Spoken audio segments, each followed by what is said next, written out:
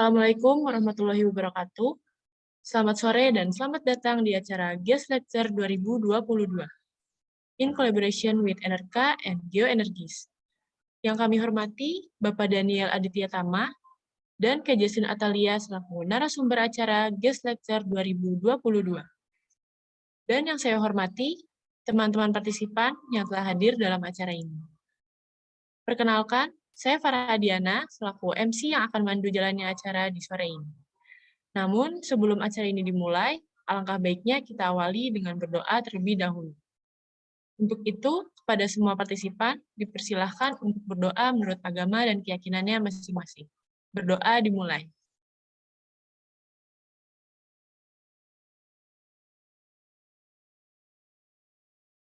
Amin, berdoa selesai. Sebelum kita memasuki sesi berikutnya, kami akan menampilkan terlebih dahulu video profil dari Enerka dan Geoenergis yang menjadi partner kolaborasi dengan IATMI SM Trisakti.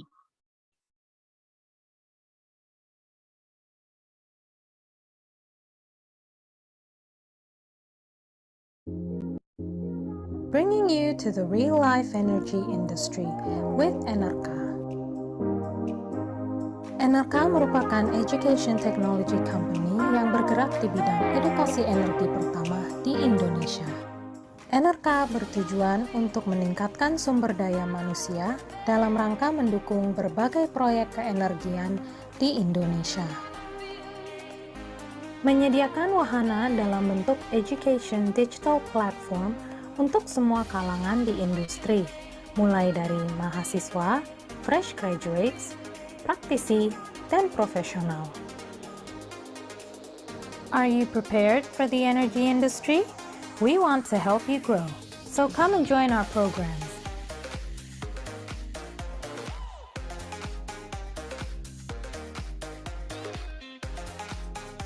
Gali ilmu praktisi bersama enerclass.com.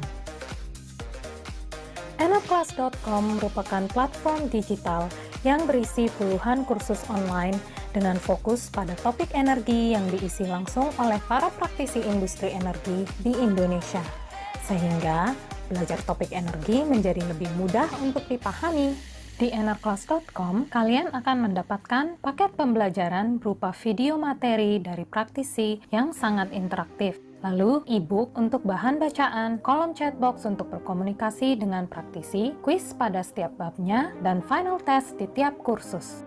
Yuk lihat apa kata mereka yang sudah mengambil kelas di enerclass.com.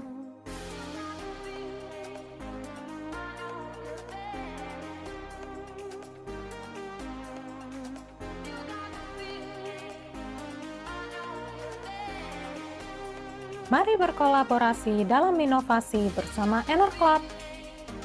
Enerclub merupakan program yang bertujuan sebagai media kolaborasi riset di bidang energi antar praktisi, fresh graduate, dan mahasiswa. Enerclub adalah wadah yang cocok bagi kalian yang hobi menulis atau sedang ingin membuat publikasi dalam rangka peningkatan self-development. Riset yang dilakukan akan menjadi paper atau karya tulis yang akan dipublikasikan di konferensi atau workshop berskala nasional maupun internasional. Saat ini, Enerclub telah melakukan 36 topik riset, memiliki 386 pendaftar, di mana 104 telah menjadi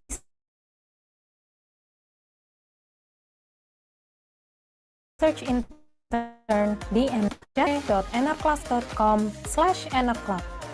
Berikut adalah berbagai konferensi dan workshop yang menjadi tujuan publikasi Enerclub, antara lain adalah IPA, IIGC, WGC, Migazoom, Suara Patra, Stanford, APOC, IIGW, dan banyak lagi. Nah, mari kita lihat contoh beberapa teman-teman kita yang karya tulis atau papernya telah diterima di target publikasinya masing-masing. Bagi kalian yang belum berkesempatan bergabung di Enerclub, stay tune terus untuk kesempatan berikutnya. Sekilas tentang Enerlight.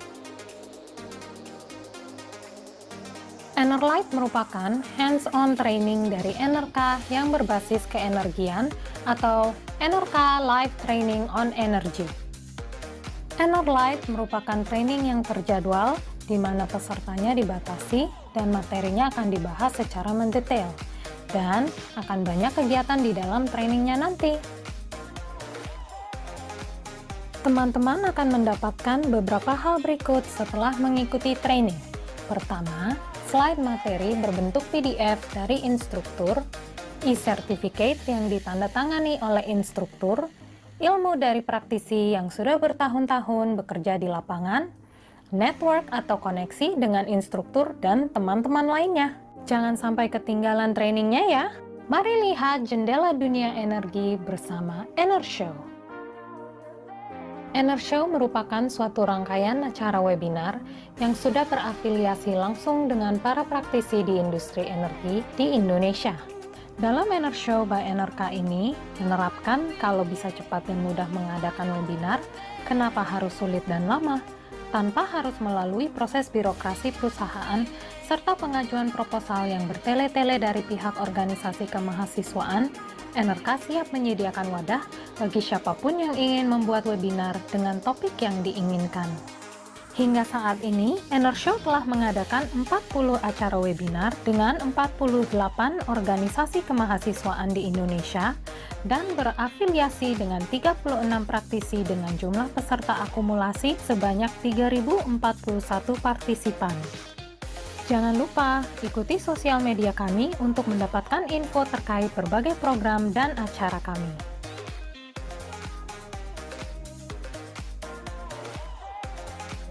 NRK, gali ilmu praktisi.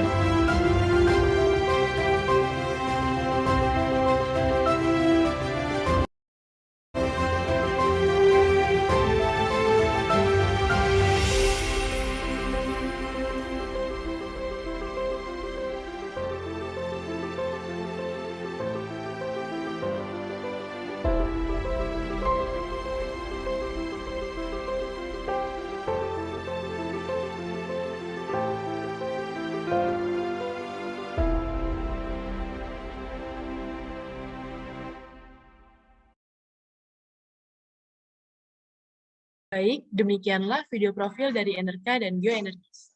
Selanjutnya, saya akan membacakan terlebih dahulu mengenai saran acara pada sore ini. Acara ini merupakan webinar Guest Lecture 2022 dengan tema Prospect and Development of Energy Sector, Renewable Energy in the Framework of Sustainable Development. Acara ini terbagi menjadi dua sesi. Sesi pertama yaitu pemaparan materi oleh dua narasumber kita, kemudian dilanjutkan dengan sesi kedua yaitu sesi tanya-jawab. Adapun susunan acara pada sore hari ini, yang pertama, pembukaannya sedang berlangsung, kedua, sambutan dari Presiden IATMI SM Trisakti, ketiga, sambutan dari Project Manager Guest Lecture 2022, keempat, pemaparan materi oleh kedua narasumber, kelima, sesi tanya-jawab, keenam, sesi foto bersama, dan selanjutnya yaitu penutup. Baik, kita masuk pada acara selanjutnya, yaitu sambutan dari Presiden IATMI SM Trisakti. Kepada Muhammad Khairul Rida, waktu dan tempat dipersilakan. Baik, terima kasih MC atas kesempatan yang diberikan kepada saya. Assalamualaikum warahmatullahi wabarakatuh. Salam, Om Swastiastu, Namo Buddhaya, dan salam kebajikan. Perkenalkan, saya Muhammad Khairul Rida, selaku Presiden IATMI periode 2021-2022. Mari kita ucapkan syukur kepada Tuhan Yang Maha Esa atas segala nikmat dan karunia-Nya sehingga kita dapat berkumpul pada Zoom meeting sore ini. Yang terhormat Pak Daniel Aditya Tama dan Kak Jesslyn Atalia selaku narasumber kita sore hari ini. Selanjutnya yang terhormat Benny Tri Oktania selaku Project Manager Guest Lecture, serta Board Member IATMI SM Trisakti dan teman-teman sekalian yang telah hadir pada Zoom meeting sore ini. Selanjutnya tidak lupa saya ucapkan terima kasih untuk Enerka dan Geoenergis yang telah bersedia untuk berkolaborasi bersama IATMI SM Trisakti untuk dapat menyukseskan acara Guest Lecture ini. Pada sore hari ini, IATMI SM Trisakti mengadakan Guest Lecture, di mana acara ini diadakan dalam perkuliahan yang bertujuan untuk menambah kualitas pembelajaran, memberikan pengalaman langsung pada mahasiswa ataupun mahasiswi dengan menghadirkan narasumber dari luar, sehingga dapat meningkatkan wawasan bagi teman-teman mahasiswa maupun mahasiswi dan peluang untuk melakukan networking bersama narasumber dari Enerka dan Geoenergis. Baik, terima kasih untuk teman-teman yang telah hadir pada acara Guest Lecture yang diadakan oleh IATMI SM Trisakti yang berkolaborasi bersama Enerka dan Geoenergis. Tetap semangat. Wassalamualaikum warahmatullahi wabarakatuh. Waalaikumsalam warahmatullahi wabarakatuh. Baik, terima kasih Khairul atas sambutannya. Selanjutnya yaitu sambutan dari Project Manager Guest Lecture 2022 kepada Benny Tri Oktania, waktu dan tempat dipersilakan. Baik, terima kasih untuk MC. Assalamualaikum warahmatullahi wabarakatuh. Selamat siang, salam sejahtera untuk kita semua. Sebelumnya perkenalkan, saya Benny Tri Oktania, Project Manager dari acara Guest Lecturer 2022 ini.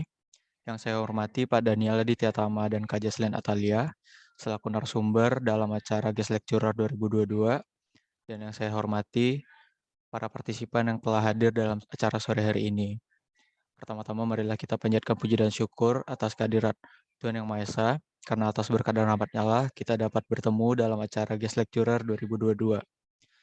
Selanjutnya saya ingin mengucapkan terima kasih kepada teman-teman panitia yang telah membantu mempersiapkan sehingga dapat berjalannya acara pada sore hari ini. Serta terima kasih pula kepada seluruh partisipan yang telah hadir. Dan secara khusus saya mengucapkan terima kasih kepada Pak Daniel Aditya Tama dan Kak Jesslyn Natalia yang telah bersedia menjadi narasumber dan membagikan ilmunya kepada kita semua yang telah hadir sore hari ini. Sebuah kehormatan bagi saya dan rekan IATMI SM Trisakti bisa berkolaborasi dengan Enerka dan Geoenergis dalam acara ini. Saya berharap IATMI SM Trisakti ke depannya dapat menjaga dengan baik hubungan kerjasama hari ini dan ke depannya. Saya juga berharap dengan mengikutinya webinar ini, maka ada pula ilmu yang dapat diambil oleh kita semua pada sore hari ini. Demikian sambutan dari saya. Apabila ada perkataan yang kurang berkenan, saya mohon maaf. Atas perhatiannya, saya ucapkan terima kasih. Wassalamualaikum warahmatullahi wabarakatuh. Waalaikumsalam warahmatullahi wabarakatuh. Baik, terima kasih Benny atas sambutannya.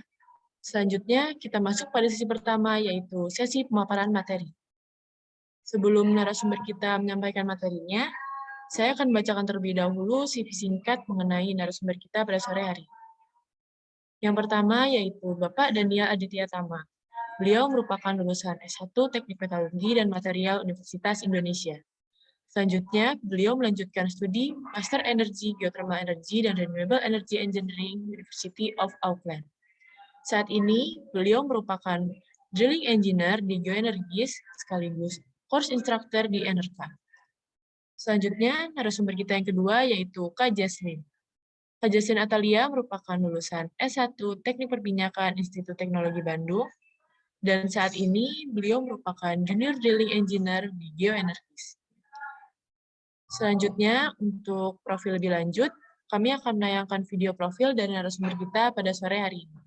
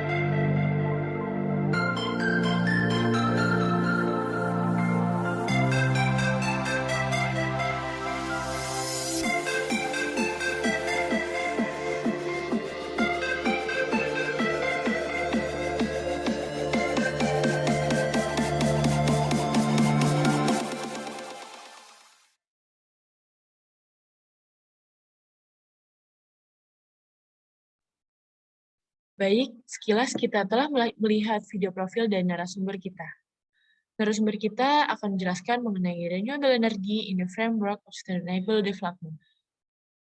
Teman-teman partisipan, kita sambut kedua narasumber kita, Bapak Daniel Aditya Tama dan Kak Jaslin Atalia. Kepada Bapak Daniel Aditya Tama dan Kak Jaslin Atalia, waktu dan tempat dipersilakan. Halo, Farah. Tes, masuk nggak ya? Masuk, Pak. Oke. Ya, berarti saya yang share screen ya, kalau gitu ya? Iya, Pak. Boleh, Pak. Baik, berapa lama, Farah, kalau boleh tahu? Untuk dari Bapak 45 menit, Pak.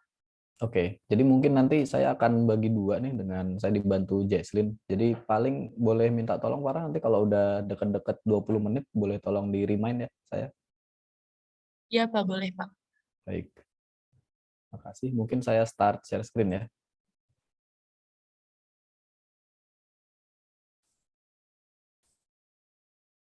Sudah muncul kah? Sudah muncul, Pak. Baik, saya coba full screen dulu. Oke. Sebelumnya terima kasih nih teman-teman dari IATMI SM Trisakti sudah bersedia mengundang saya untuk sharing-sharing.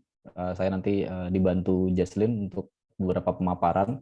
Dan tadi saya lihat di partisipan ada beberapa teman-teman nih, ada Bang Dorman, ada Mas Husni Mubarok, ada Mas Diki juga. Halo, dan mungkin kalau ada teman-teman yang lain, saya jadi deg-degan nih kalau ditonton.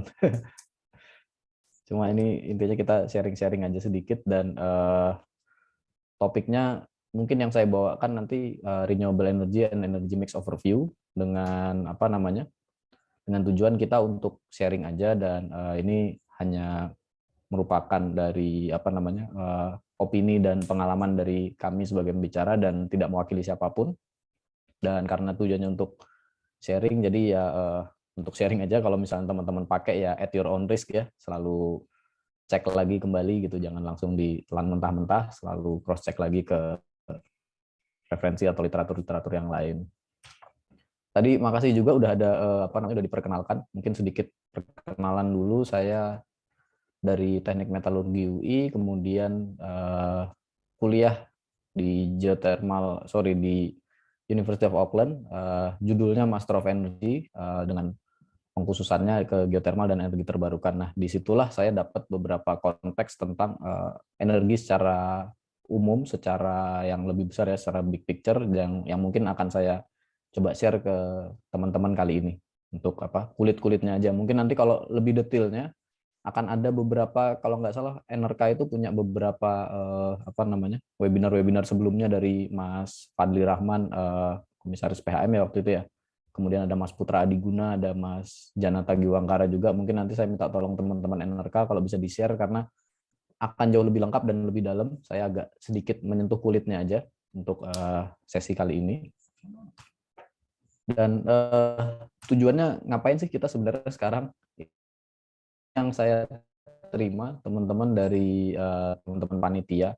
Jadi objektifnya ada 3 dari panitia sebenarnya. Yang pertama pengalaman speaker terhadap perkembangan renewable energy saat ini. Saya copy langsung ya dari tornya teman-teman, dan mengetahui tantangan yang dihadapi untuk renewable energy saat ini, serta mengetahui upaya dan kebijakan yang dilakukan untuk mendorong pengembangan renewable energy. Nah, dari objektif ini saya coba bikin menjadi beberapa outline nih kira-kira yang akan kita bahas kali ini. Jadi saya akan bahas sedikit mengenai bauran energi atau energy mix secara umum, singkat aja. Kemudian ada masalah apa sih dengan energy mix saat ini, kemudian kenapa energi terbarukan, lalu akan saya singgung sedikit mengenai overview pemanfaatan energi surya dan energi angin, lalu akan ada overview yang agak sedikit lebih dalam, karena kebetulan nih teman-teman, saya dan Mbak Jesslyn kebetulan lagi banyak berkecimpung di proyek geothermal, jadi kita akan agak sedikit lebih dalam di energi geothermal. Jadi ini kira-kira yang akan saya sampaikan untuk mencoba menerjemahkan dari apa namanya, tor yang disediakan oleh teman-teman panitia. Mungkin nanti kalau ada pertanyaan, ada yang butuh dikoreksi, monggo, jangan sungkan-sungkan untuk share di chat box, kita bisa discuss bareng. Nah, pertama-tama kita coba bahas mengenai overview singkat dari bauran energi. Sebelumnya saya coba ini kutip langsung dari pemaparan Pak Haris, Direktur Panas Bumi EBTKE. Jadi beliau menyatakan bahwa kan sekarang teman-teman tahu akan ada pertemuan G20 ya, G20 dengan Indonesia yang jadi presidennya saat ini. Dan highlight-nya sebenarnya adalah dari tujuan dari negara-negara G20. Jadi kalau nggak salah negara G20 ini 20 negara dengan perekonomian terbesar di dunia ya. Salah satunya Indonesia.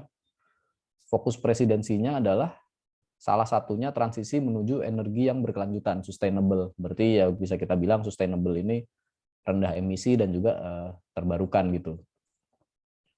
Kita coba lihat singkat mengenai ada sumber energi apa aja sih sebenarnya di dunia ini. Ini saya kutip dari slide-nya Bang Dorman nih, minta izin untuk saya kutip langsung karena nggak sempat gambar ulang. Jadi mungkin kalau kita bisa absen satu-satu yang common ya, akan ada banyak tentu, nanti ada yang waste, kemudian ada yang macam-macam lah. Ini saya singgung sedikit aja. Jadi ada misalnya kalau yang di bawah permukaan kita punya migas, ada batu bara, ada geothermal, dan kalau yang energi terbarukannya misalnya ada solar, angin, dan juga apa namanya tidal ya, pasang, gelombang atau pasang gitu, serta ada hydro juga. Ini kalau mau kita klasifikasikan nih, walaupun klasifikasinya agak arbitrary dan agak-agak kontroversial, misalnya, sorry bukan kontroversial, debatable. Contoh, nuklir ini renewable apa enggak sebenarnya?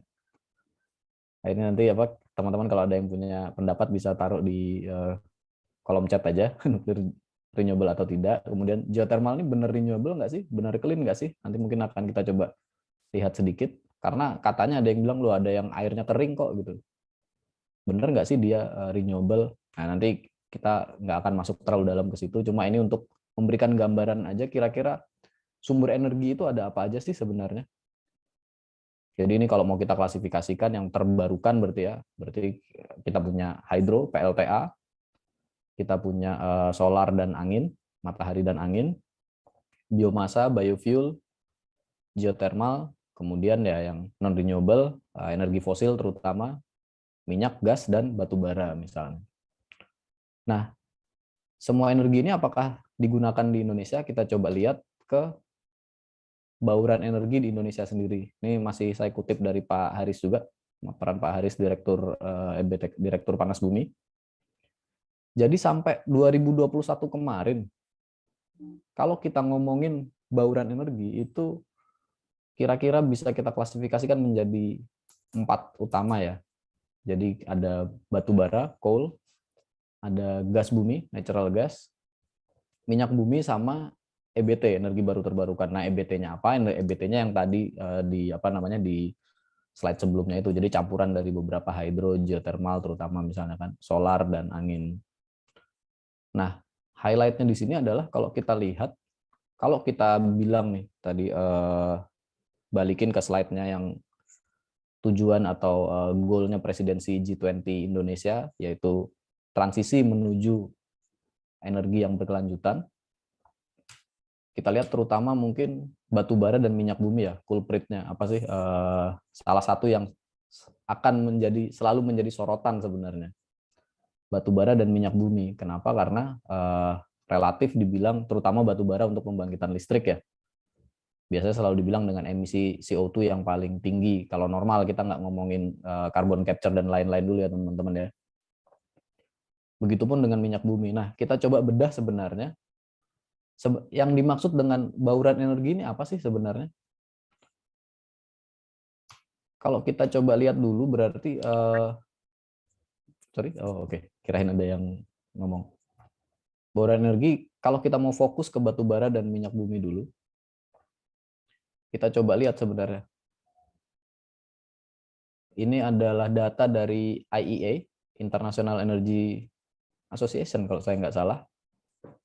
Ini bisa teman-teman lihat nih, bagus banget, ada interaktif di websitenya, kita bisa mainkan. Highlight-nya apa? Highlight-nya coal itu, kalau kita bilang di sini energi mix itu apa? Apakah hanya listrik aja? Ternyata kayaknya enggak. Nah, ini saya coba jelasin di sini. Kalau kita lihat nih, di yang kiri, hampir 100%, mungkin 100% ya. Dari dulu nggak ada yang lain kan nih, dari chartnya. Semua industri, dipakai oleh industri. Ya jelas sih, kayaknya kalau perumahan nggak ada yang pakai batu bara ya. Atau untuk transport gitu nggak ada yang pakai batu bara, kebanyakan akan di industri. Nah, industri ini untuk apa aja? Kalau kita lihat lagi, memang di IEA nggak gamblang dia bilang ya dipakai buat listrik kah atau apa. Tapi kita bisa coba lihat dari tipe batu baranya. Kebetulan karena saya dulu S1-nya metalurgi, ada sedikit belajar metalurgi yang di hulu. Jadi kalau kita lihat nih sub bituminous coal sama bituminous coal ini coal yang apa ya? Biasanya buat PLTU, tapi ada coking coal, ini adalah coal apa ya? Batu bara metalurgi. Jadi batu bara untuk bikin baja. Nah, tapi highlight-nya apa? Highlight-nya adalah mostly ini dari semua batu bara ini dipakai untuk pembangkitan listrik, teman-teman, ternyata. Jadi ya itu cukup umum ya. Kita kalau tahu PLT pembangkit listrik paling banyak di Indonesia, kita ditopang oleh batu bara. Nanti ada chart satu lagi, cuma ini untuk nunjukin data dari IEA sampai dengan 2019 nih, teman-teman. Jadi batu bara itu kebanyakan dipakai untuk pembangkitan listrik, sebagian lagi dipakai untuk kebutuhan metalurgi, untuk blast furnace, untuk bikin baja biasanya. Nah, ini untuk batu bara nih, berarti kita coba pegang dulu batu bara kebanyakan untuk listrik, mungkin kebutuhan industri. Sekarang kalau kita tanya, minyak nih, minyak dipakai untuk apa? Mungkin Mbak Farah Kan ini dari IATMI ya. Minyak itu mostly untuk apa nih kira-kira? Kita ngomongin minyak aja ya, enggak gas ya mungkin ya. Untuk bahan bakar bisa, Pak? Bahan bakar ya. Bahan bakarnya Ya, untuk Pak. apa? Ya, jelas untuk bahan bakar, namun untuk Untuk menggerakkan kendaraan, Pak. kendaraan ya. Nah, benar ternyata kalau kita lihat, aduh agak lama. Ini dia. Kebanyakan untuk transportasi dan ada juga yang residensial. Residensial ini ya perumahan dan lain-lain, walaupun apa namanya? Kayak industri juga ada di sini. Nah, nanti kita coba lihat porsinya sebenarnya di pembangkitan seperti apa. Jadi minyak ini kenapa saya agak bawa slide ini karena sebelumnya di beberapa saya pernah diskusi sebelumnya dengan ada teman juga dari teknik perminyakan gitu kan, pas kita ngobrol-ngobrol terus bilang, karena waktu itu saya lagi di sisi ini ya, lagi berkecimpung di geothermal, bilang apakah geothermal akan menggantikan minyak bumi gitu. Terus saya pikir kok menggantikan minyak bumi, apakah head to head langsung gitu kan sebenarnya, karena kebetulan waktu itu rekan saya berpikiran bahwa oh minyak itu kebanyakan dipakai untuk pembangkitan listrik, jadi geothermal akan head to head langsung misalnya dengan minyak bumi. Nah ternyata setelah kita lihat sedikit banget nih, mostly malah untuk transportasi ternyata teman-teman. Nah cuma kalau kita relate lagi dengan kebijakan yang tadi apa namanya G20, artinya kalau kita mau coba clean ya segala transportasi ini yang big chunk-nya ini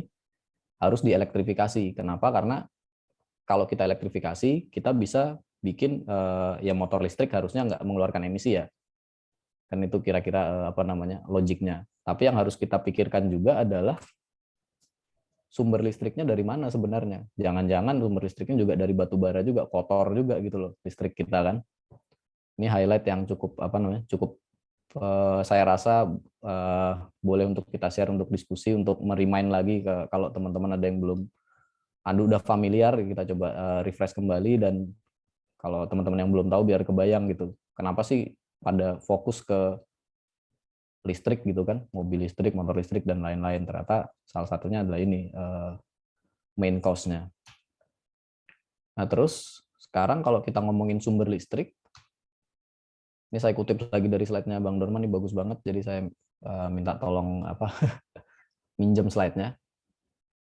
Kita udah sepakat tadi batu bara mostly untuk listrik, minyak kebanyakan untuk transportasi misalnya di Indonesia, mostly untuk transportasi. Dan kalau gitu, kalau misalnya listrik transportasi tadi ingin kita elektrifikasi misalnya, walaupun transportasi banyak ya, tidak hanya sepeda motor, mobil, pesawat juga ada. Yang mana pesawat mungkin masih agak jauh kalau kita mau elektrifikasi, tapi paling enggak transportasi darat beberapa udah bisa kita elektrifikasi. Pertanyaan berikutnya adalah, kalau kita mau elektrifikasi, sumber power generation-nya ini dari apa sih saat ini? Dan berdasarkan Indonesia Energy Outlook nih dari Dewan Energi Nasional, 50% itu dari batu bara masih, teman-teman. Baru kemudian ada gas, baru diesel, dan diesel nih kayaknya. Berarti kan kalau kita bilang minyak ini cuma minyak bumi hanya berperan sekitar 6,7% nih terhadap keseluruhan power generation mix. Nah, outlook-nya sendiri dari Dewan Energi Nasional bilang bahwa kalau mau net zero nanti akan kunci transisinya adalah memanfaatkan EBT yang Indonesia memang berlimpah ruah, misalnya kayak surya, geothermal, dan angin misalnya. Nah, tapi pertanyaan berikutnya nih teman-teman, nanti kita akan coba lihat, benar nggak sih EBT ini bisa menggantikan atau bisa mengambil role dari, mungkin kita nggak bisa namanya aja energy mix ya, bauran energi ya. Kita memang harus harus dicampur supaya ya untuk berbagai alasan ya. Misalnya kalau kita bayangkan kemarin deh pas Rusia mulai menyerang Ukraina kan, tiba-tiba harga komoditi itu, harga coal, harga minyak gitu kan, to the moon semua nih, all time high semua. Tiba-tiba semuanya to the moon gitu. Apakah itu akan sustainable gitu, dan apakah negara-negara akan mau untuk, terutama negara-negara yang nggak punya, yang masih net importer ya, misalnya kalau kayak Indonesia, kalau nggak salah, nanti mungkin mohon saya dikoreksi nih teman-teman IATMI, Indonesia kayaknya masih net importer ya, net importer minyak nih. dengan kondisi kayak kemarin, tentu inginnya kan kita akan vulnerable banget terhadap dinamika di luar sana gitu. Tapi bayangkan kalau misalnya kita punya beberapa sumber energi yang memang domestik, jadi yang nggak terpengaruh mau di luar ada apa juga. Kalau porsi ini bisa kita kurangi, ya kita bisa lebih berdikari lah gitu, lebih independen terhadap apapun yang terjadi di luar. Nah, ini tambahan sedikit juga mengenai produksi listrik Indonesia berdasarkan tipe pembangkitnya. Ini cuma memberikan gambaran lebih detail, lebih breakdown, lebih lebih detail lagi terhadap tipe pembangkit listriknya. Jadi ini kalau kita lihat ada paling gede nih, abu-abu tetap 56% PLTU batu bara, yang biru PLTGU gas uap, lalu ada yang combined cycle yang mana saya lupa, apa yang ini ya, ada yang combined cycle juga, ini masih fosil yang digabung dengan batu bara sama gas, dan sisanya ya masih EBT, dengan paling gede EBT saat ini kayaknya masih PLTA hydro, kemudian ada panas bumi ya, ini yang yang kuning nih, orange, dan sisanya yang cukup minor lah. Ini teman-teman kalau penasaran nanti bisa lihat di Indonesia Energy Outlook, bisa download, ini ada di websitenya ESDM, atau kalau mau lihat yang interaktif ada di IEA, International Energy Agency. Nah, kemudian untuk energy transition mechanism kan, kalau teman-teman familiar juga di berita, katanya Indonesia per 2030 nggak akan bikin PLTU lagi nih, katanya. Yang lama masih akan dipakai ya sampai umurnya habis, tapi katanya tidak akan bangun PLTU lagi, artinya yang coal fired power plant nggak akan dibangun lagi lah katanya. Nah, pertanyaannya, sumber energi apa aja yang bisa menggantikan batu bara gitu? Kita coba lihat nanti di beberapa, kita mungkin akan bahas ke solar, wind, sama geothermal ya. Jadi yang sisanya saya nggak bahas terlalu dalam, nanti mungkin dari webinar dari teman-teman NRK bisa di-share, ada pembahasan lebih detail di situ. Ini cuma anekdot aja teman-teman. Dulu pas saya lupa di Texas ya, ada yang begitu musim dingin, terus mati lampu semua, dan banyak yang bermasalah lah begitu badai. Ada yang bilang, wah ini gara-gara renewable, kita pakai renewable energy. Karena renewable energy katanya dalam tanda kutip tidak reliable. Benarkah? Kita coba lihat beberapa aspeknya. Kita coba lihat solar sama wind. Mungkin sebelumnya Mbak Farah, berapa menit lagi kalau boleh tahu? Dari 20 menit ya, sorry maksudnya. Saya Masih ada 10 menit lagi, Pak. Oh, oke. Sip. Oke, kita bahas sedikit mengenai solar dan wind power generation. Jadi ini potensi energi terbarukan di Indonesia. Secara singkat, saya kutip dari masih Pak Haris, tapi di event yang berbeda. Jadi highlight-nya kalau kita lihat potensi solar, potensi hydro, wind, sama geothermal dijembrengkan di sini semua. Dengan kita lihat yang kontras banget adalah potensi versus pemanfaatan.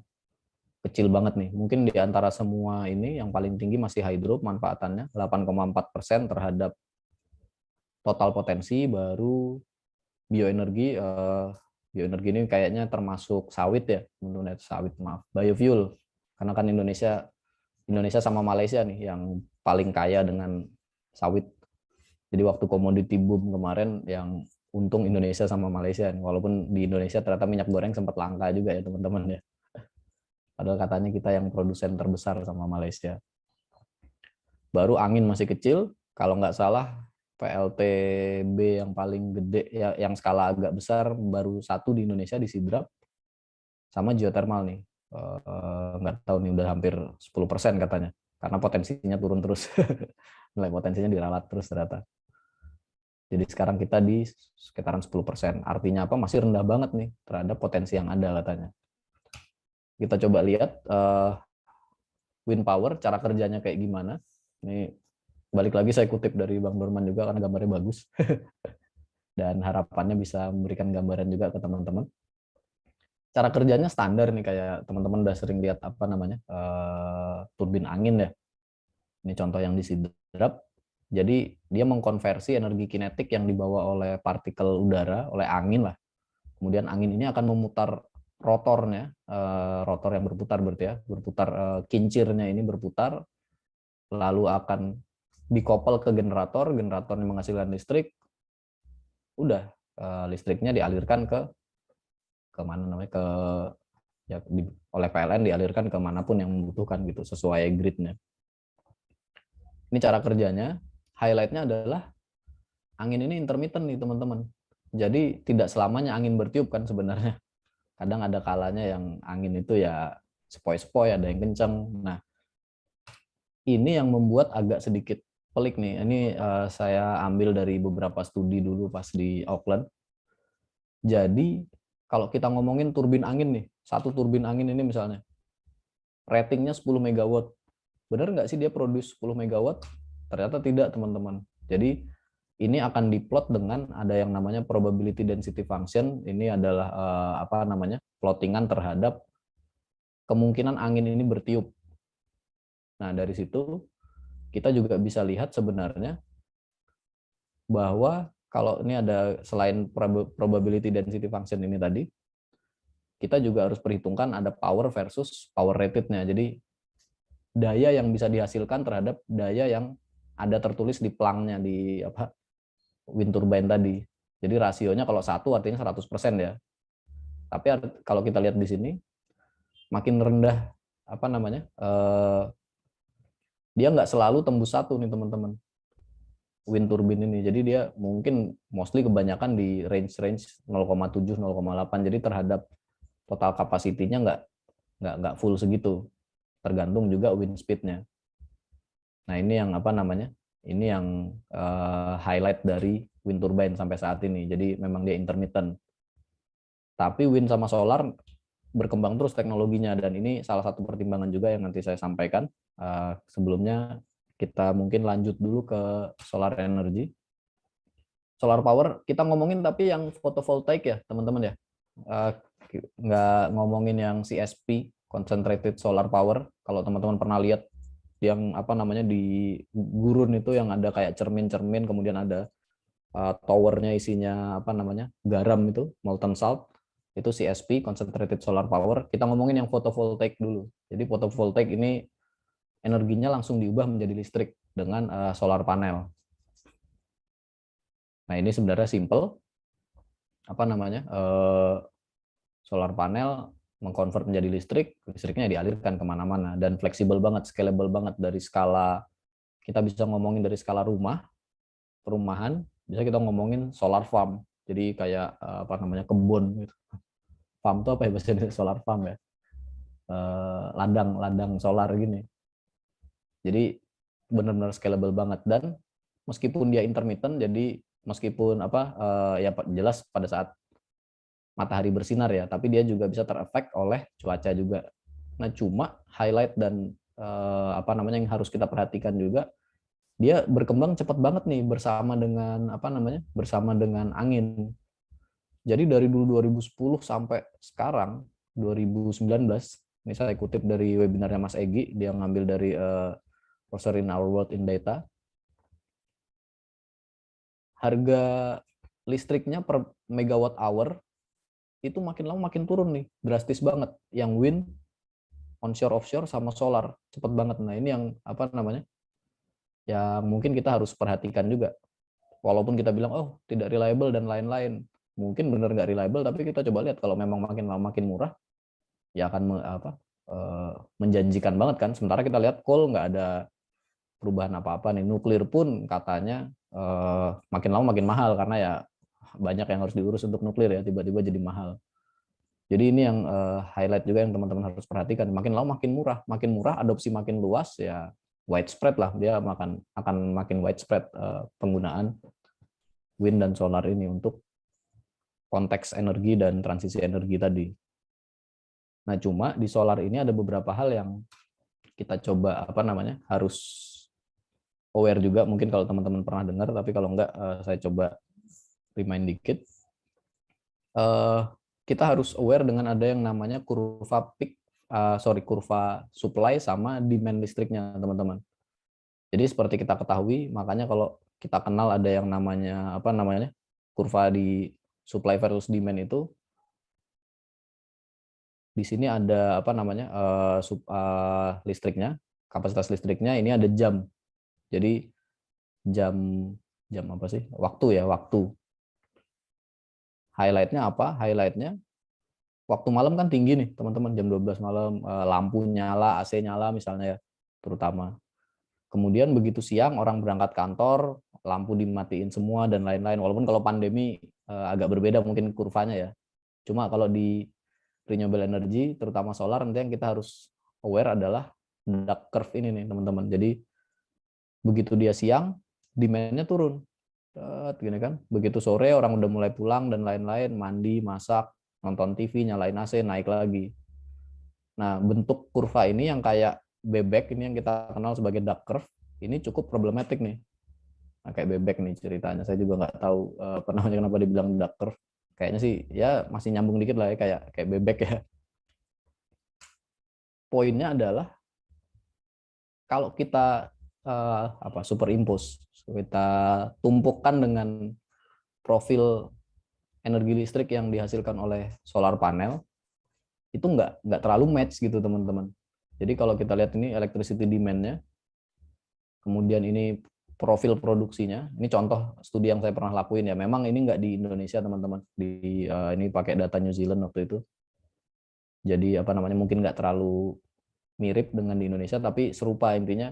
Peak produksinya nggak terlalu sesuai dengan dengan demand-nya sebenarnya, nggak seret, dan importnya justru kalau kita lihat net importnya di akhir-akhir, di pas malam, pas peak, nggak ngaruh juga nih, ya kan, kita tetap import yang sama, energi yang di sini nggak termanfaatkan dengan baik. Di beberapa tempat malah bikin listriknya minus, kayak di California yang tadi ada grafik sebelum ini. Kadang-kadang ada yang bisa sampai minus karena tiba-tiba pas siang supply energi listriknya banyak banget, nggak ada yang make gitu, harga listrik jadi minus.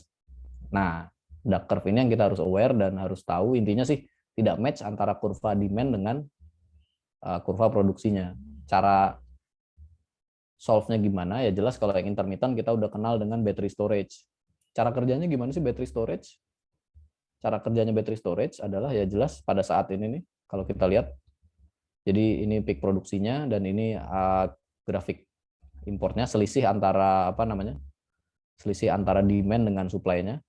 Nah, ini kalau kita bisa simpan sebagai energi dalam baterai, pada saat di peak yang di sini kita bisa reduce nih peak-nya nih. Yang harusnya tadi yang harusnya tinggi banget sampai 2 kilowatt misalnya di titik itu, tiba-tiba peak power-nya kita bisa reduce, dan artinya kita nggak pakai terlalu banyak karena kita punya energi storage. Nah, inilah yang mungkin akan berkembang terus, dan juga sekarang mungkin ada.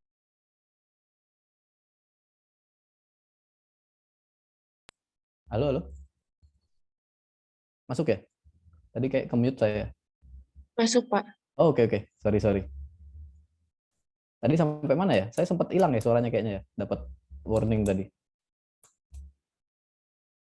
Enggak ya? Jadi sampai battery power, Pak. Oh, oke. Siap. Ini dikit lagi sih. Nah, battery power ini ya yang bisa mengakalin tidak match antara demand sama demand sama supply karakteristik dari solar. Nah, ini jadi mungkin sedikit gambaran ke teman-teman kenapa kalau kita ngomongin renewable energy yang sifatnya intermittent, yang tidak selalu nyala gitu, nggak around the clock, itu kita harus solve untuk gimana kita match-kan ini. Salah satunya ya misalnya dengan energy storage. Itu mungkin konsep simpelnya ya teman-teman, ini simplifikasi banget, cuma at least buat ngasih gambaran aja. Nah, terus habis itu mungkin dari saya udah kayaknya, kalau saya mau recap sedikit yang tadi. Jadi karena kita mau transisi, yang jelas kebijakannya mungkin coal-nya dikurangi porsinya, kemudian untuk minyak pengurangannya adalah dengan cara elektrifikasi sektor transportasi terutama kan karena yang paling besar. Lalu ya ini saya sudah sampaikan beberapa karakteristik dari power generation di angin dan juga di solar. Nah mungkin nextnya saya boleh kasih ke Mbak Jesslyn nih untuk geothermal secara agak lebih dalam sedikit. Saya stop share ya berarti ya. Baik, terima kasih Bapak atas pemaparan materinya. Kepada Kak Jesslyn, waktu dan tempat dipersilakan. Oke, mungkin bisa minta tolong untuk share screen untuk PPT saya. Boleh, Kak.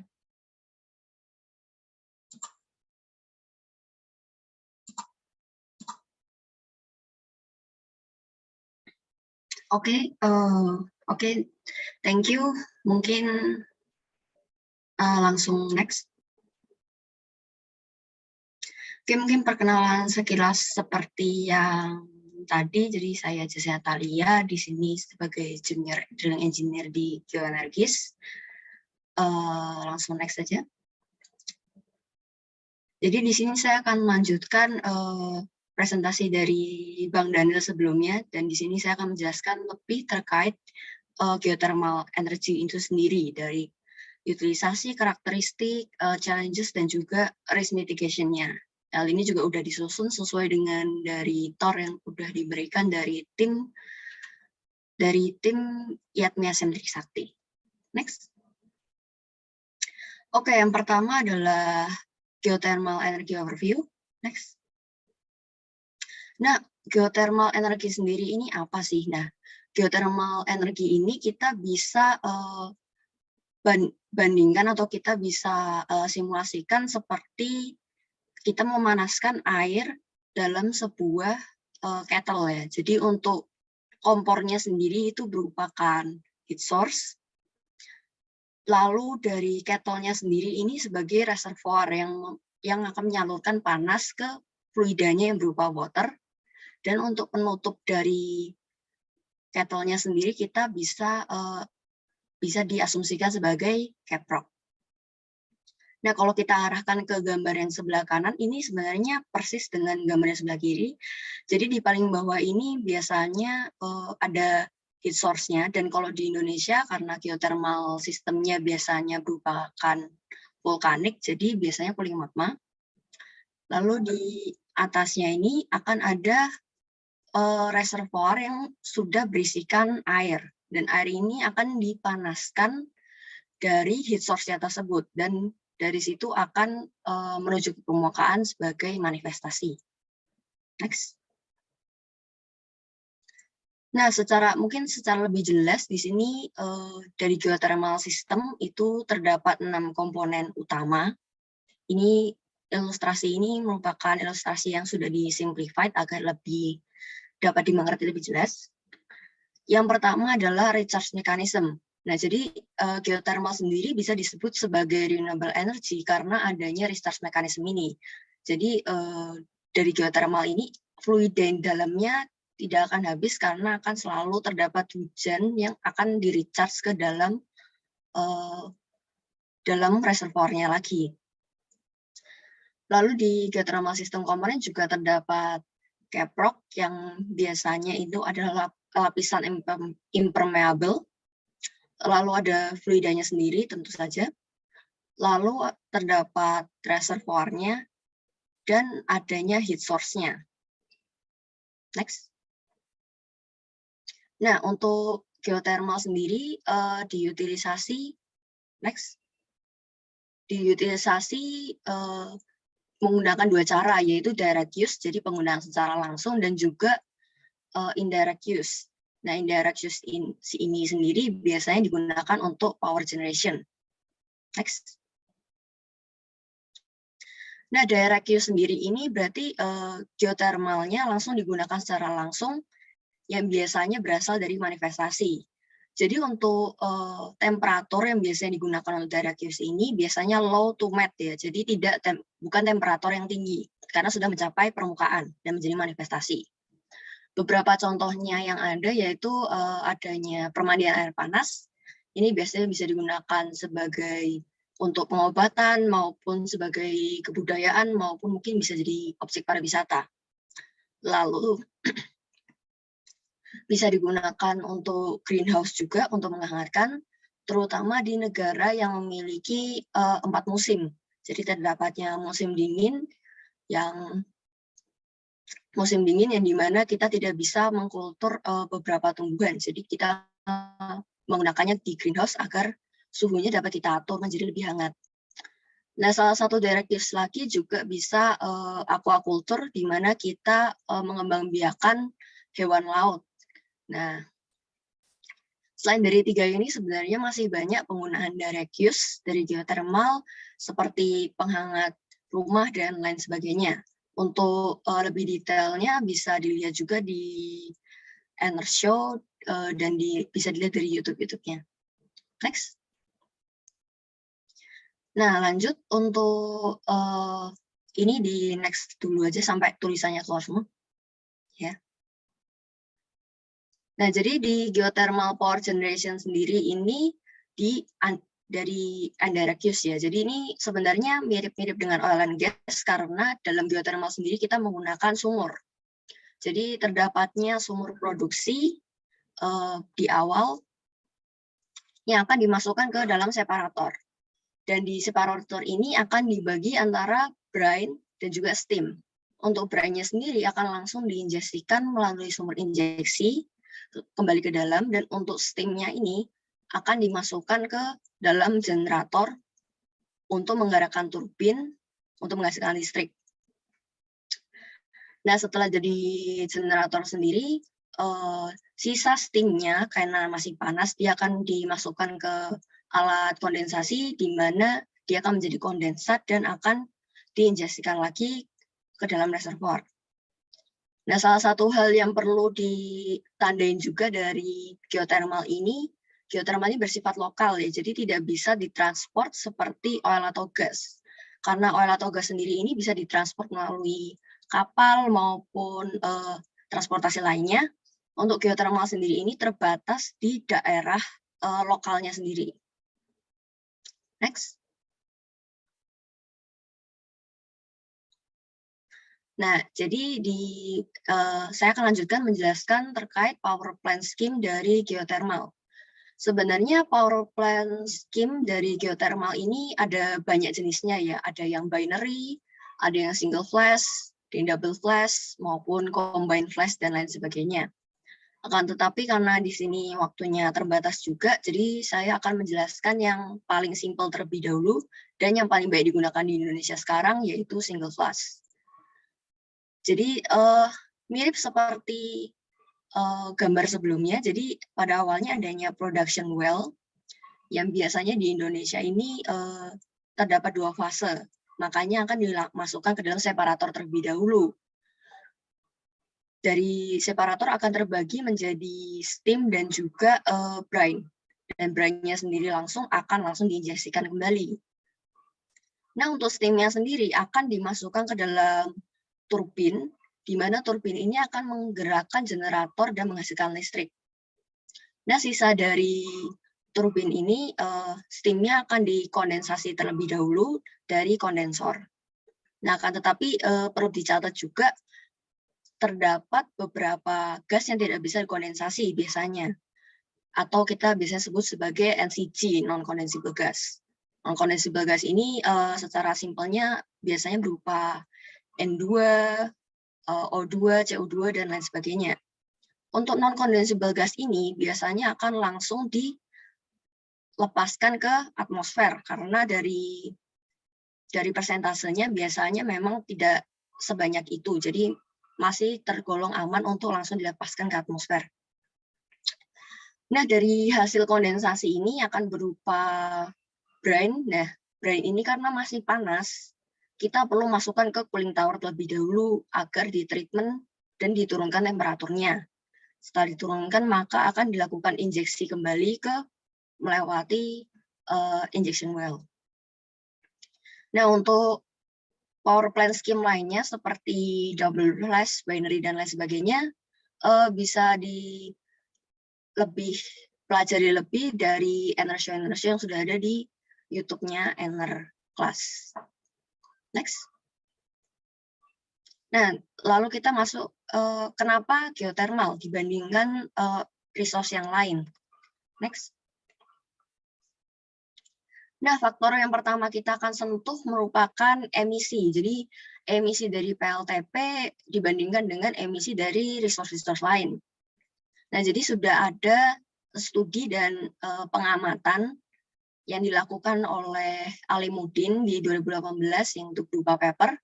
Ini pengamatan ini dilakukan di lapangan Ulu Belu di Indonesia dan didapatkan data bahwa emisi dari CO2 sendiri, emisi CO2 yang dihasilkan dari PLTP ini merupakan yang paling kecil jika dibandingkan dari yang diesel menggunakan gas maupun PLTU. Dan dapat dilihat sendiri ini terjadi perbedaan yang signifikan terutama pada PLTU dengan PLTP.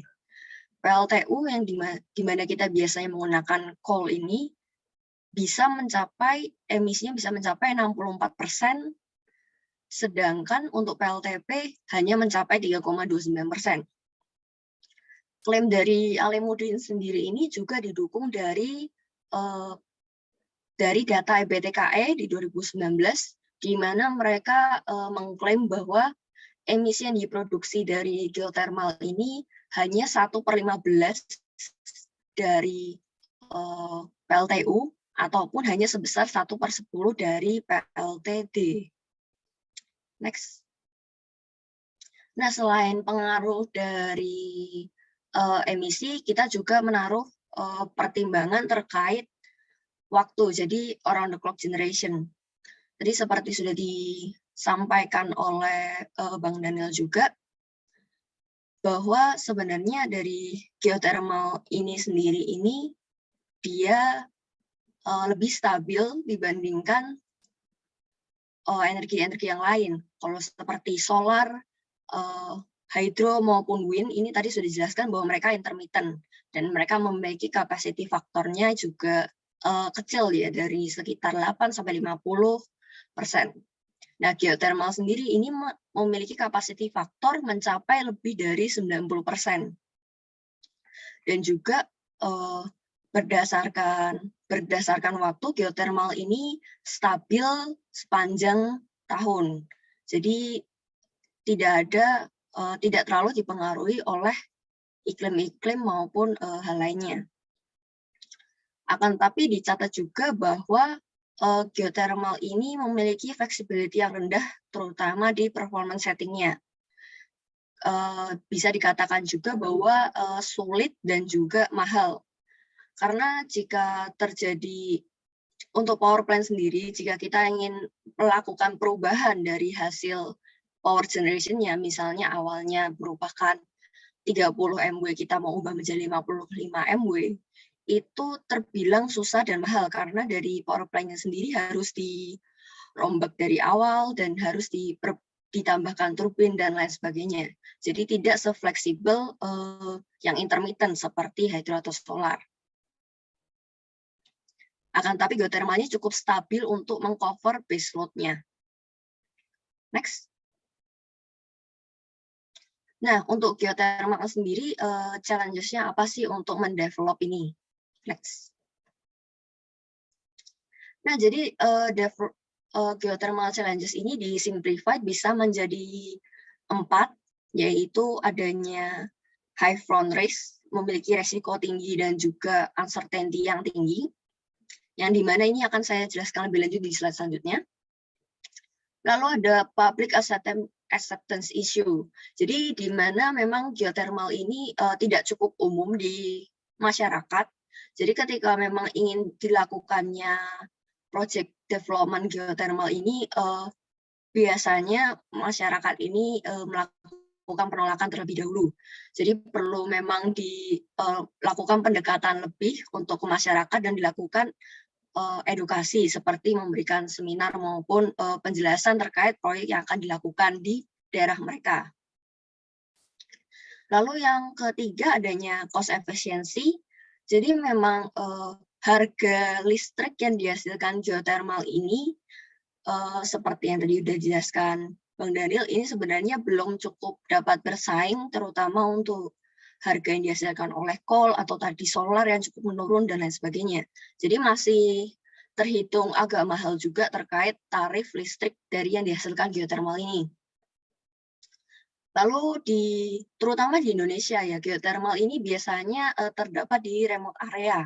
Karena sistemnya Indonesia sendiri ini vulkanik, jadi kita memang memfokuskan di daerah-daerah Ring of Fire Indonesia. Jadi memang mayoritas di pegunungan-pegunungan. Di mana di pegunungan ini juga infrastruktur yang ada ini sangat kurang, terutama di tempat jalan dan lain sebagainya. Jadi ini merupakan challenges yang juga harus dihadapi jika ingin melakukan development. Next. Ya, next. Oke, jadi ini merupakan profile risk dari setiap fase geothermal development phase. Jadi dapat dilihat juga pada tahap-tahap awal, terutama di bagian preliminary, exploration, dan juga delineation, ini terdapat risk yang tinggi. Risk yang tinggi karena apa? Karena cost-nya tinggi, akan tetapi uncertainty-nya juga tinggi. Jadi walaupun kita mengeluarkan uang yang banyak untuk melakukan ini, belum tentu akan kembali menjadi sebuah penemuan reservoir ataupun lain sebagainya. Next. Ya, jadi untuk bagian ini sukses rasionya juga cukup rendah ya, karena dia uncertainty-nya tinggi, jadi otomatis sukses rasio rendah. Lalu berbeda dengan bagian setelah delineation dan appraisal, untuk bagian development dan operation-nya sendiri biasanya memiliki low risk dan juga sukses rasionya lebih tinggi jika ingin menambahkan well. Next. Nah, untuk dari risk-risk yang tadi sudah tercatat, mitigasinya apa sih? Nah, di sini saya akan lebih mendetailkan untuk terkait risiko yang tinggi tadi. Next. Next. Nah, jadi dari risk ini sendiri tadi dapat terlihat bahwa yang ada dua, yaitu ada resource uncertainty dan juga cost. Nah, untuk memitigasi kedua hal ini, dari pemerintahan Indonesia itu mengadakan membuat program yang dinamakan government drilling. Next. Next. Nah ya, government drilling sendiri ini adalah yang dimasukkan adalah preliminary survey dan juga exploration. Ini yang akan dilakukan oleh pemerintah dengan dana pemerintah. Jadi memang tujuannya untuk menambahkan probable resource dan juga data-data terkait exploration drilling agar investasi geothermal ini semakin menarik di mata investor. Nah, beberapa tujuan yang lainnya juga, government exploration program ini juga mendukung akselerasi renewable energy yang ditargetkan Indonesia yang menjadi 23% di tahun 2025. Dan dari eksplorasi ini sudah mempersiapkan 20 prospek, 20 lapangan dengan total resource 1.869 untuk geothermal dan akan dikembangkan sebesar 683 MW. Nah, dengan dilakukannya geothermal exploration sendiri juga diharapkan dapat menekan risk juga sebesar 90-50% untuk di awal development, yaitu di bagian upstream. Dan karena juga sudah di-cover lebih dahulu, dapat di government program ini juga dapat menurunkan electricity price. Seperti yang tadi sudah disebutkan di awal bahwa permasalahan di geothermal ini salah satunya adalah terkait tarif listriknya. Ini bisa diturunkan hingga 0,42 sampai 2,53 sen per kWh. Jadi diharapkan memang agar lebih dapat bersaing di harga tarif ini. Nah, untuk government exploration program sendiri ini sudah dilakukan oleh dua badan untuk sekarang, yaitu oleh Geodipa sudah melakukan government drilling di Waisano dan juga Jailolo. Dan dari Badan Geologi juga sudah melakukan government drilling di Cisolok dan juga lapangan AG. Next. Nah, selain tadi untuk menurunkan uncertainty, kita juga ingin menekan cost. Nah, sebenarnya untuk menekan cost, ini sebelumnya adalah info terkait funding source sendiri dari geothermal development ini biasanya ada 3 ya. Jadi biasanya ada commercial loan yang dari local bank, ada uang sendiri on equity, atau bisa kita loan dari international financial institution seperti World Bank, Asian Development Bank, dan lain-lain. Nah, untuk commercial loan sendiri tidak cukup applicable karena dari exploration project itu memiliki risk yang tinggi. Jadi walaupun jika kita ingin meminjam dari banknya sendiri tidak mendapatkan jaminan akan ditemukannya reservoir atau akan didapatkannya keuntungan. Jadi dari local bank sendiri biasanya tidak memberikan loan terkait untuk exploration project. Nah, untuk loan dari international institution sendiri, dari World Bank, Asian Development Bank, ini sebenarnya juga cukup sulit dengan alasan yang sama, yaitu karena memiliki risk yang tinggi. Akan tetapi dari Indonesia sendiri sudah melakukan mitigasi, yaitu dari Indonesia sudah mempropos sebuah proposal yang bernamakan GRAM. Next. Nah, GRAM ini sendiri merupakan program Geothermal Resource Risk Mitigation, di mana geothermal exploration itu secara finansial akan didukung oleh 4 resource dana. Jadi ini sudah dipropos dari Indonesia ke GCV, yaitu Green Climate Fund di 2018 dan sudah di-approve. Jadi Indonesia mendapatkan dana sebesar 651,25 miliar USD. Dan ini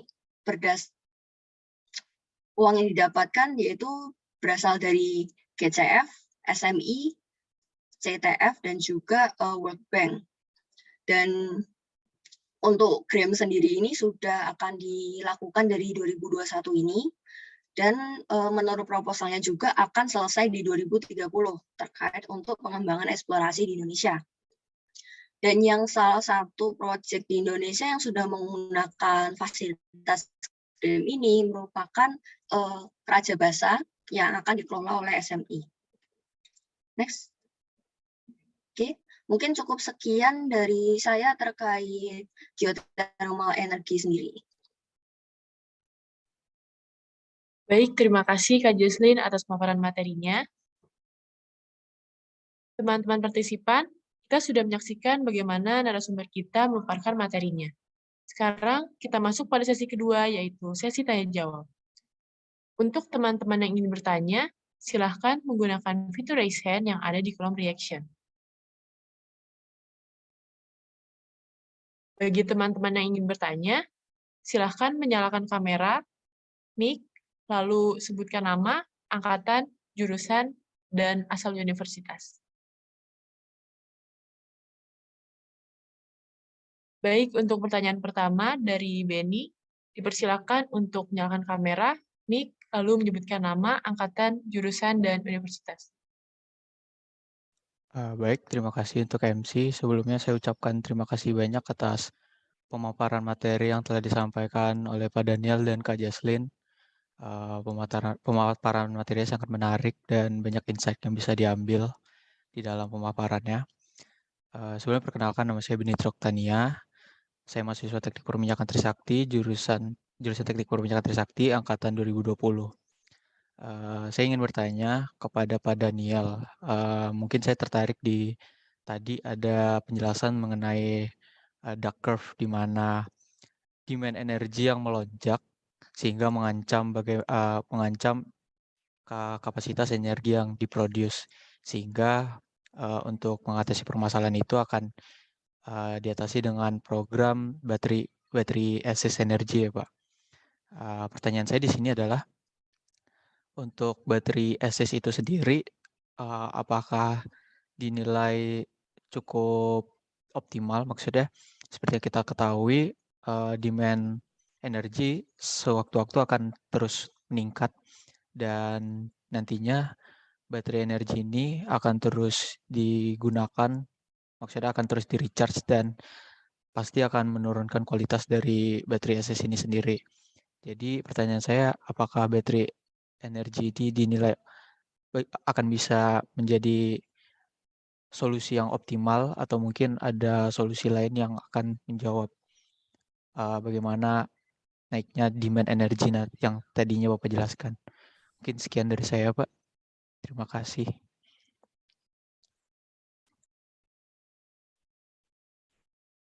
Oke, saya langsung jawab aja nih berarti ya, Mbak Farah. Iya, boleh Pak. Langsung dijawab aja. Oke, mungkin saya enakan share screen lagi kali ya.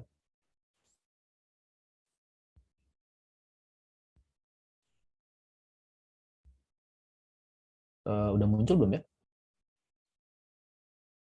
Sudah Pak, sudah muncul. Iya,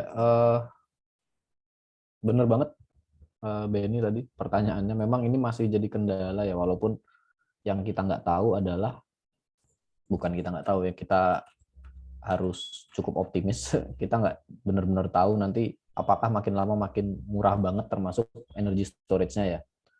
Cuma memang kalau sampai sekarang dengan kondisi saat ini, secara ini simplify banget aslinya, udah banyak riset yang untuk gimana caranya bisa memitigasi permasalahan ini. Nah, tapi highlight-nya sebenarnya mungkin ini, Ben. Kita ngomongin energy storage. Nah, energy storage-nya bisa apa aja sebenarnya? Yang paling gampang memang battery. Tapi pertanyaannya kayak kata Benny tadi, dia makin lama akan terdegrade kan, akan ada waktunya. Nah, itu ya tinggal nanti hitung-hitungannya. Kalau kita mau ngomongin cost-nya ya, kira-kira dia di-replace berapa lama sih sebenarnya. Nah, kemudian kalau selain di-replace berapa lama, itu kan nanti akan ngaruh ke keekonomian. Yang harus kita lihat juga, mungkin nggak tahu kalau ada teman-teman dari teknik mesin mungkin atau dari teknik elektro kan, pasti lagi banyak nih riset mengenai mengenai energy storage. Energy storage ini nggak hanya baterai, ada yang pump hydro. Misalnya kalau main gampang, pump hydro sebenarnya. Jadi pump hydro itu kita kayak punya dam buatan atau apapun ya bisa kita bilang dam buatan lah misalnya contohnya. Jadi pada saat anginnya kencang banget, demand-nya sedikit, atau pada saat matahari bersinar, demand kita masih sedikit, energi tadi kan nggak bisa diapa-apain kan. Energi tadi kita pakai untuk menggerakkan pompa, pompa itu nanti dipakai untuk ngalirin air ke reservoir kita, reservoir nanti takutnya disangka yang di bawah tanah ya, ke apapun lah, tangki atau dam atau apapun yang lebih tinggi. Jadi mungkin gimana caranya? Coba saya gambarkan dikit salah satu contoh. Banyak banget sebenarnya energy storage-nya, tapi yang lagi saya kemarin sempat lihat ada yang namanya pump hydro gitu. Jadi misalnya kita punya ini misalnya tanah ya, tanah gini terus agak berbeda ketinggian gitu kan. Di sini ada danau atau ada apapun itu. Nah, nanti kita punya solar panel misalnya. Nah, pada saat siang hari kan dia dapat ini nih, dapat apa namanya? Dapat energi. Kalau saat dia berlimpah ya energi ini kan nggak, daripada dijual ke grid nanti, kalau untung di Indonesia nggak bisa negatif ya harga listrik ya. Kalau di luar negeri yang kayak pasar bebas yang wholesale bisa negatif. Ini instead of kita biarkan terbuang sia-sia, ini kita pakai buat ngerakin pompa. Jadi air di sini ini dipompain naik ke atas nih. Di sini kita punya reservoir, punya dam, punya waduk atau apapun. Jadi pada saat nanti nah, terus kenapa kita punya dam atau waduk ini? Berarti kan sekarang air ini punya energi potensial kan? Begitu nanti mendung atau demand-nya naik, ya ini kita buka aja pintu airnya. Ngalirin ke, nanti di sini ada turbin air.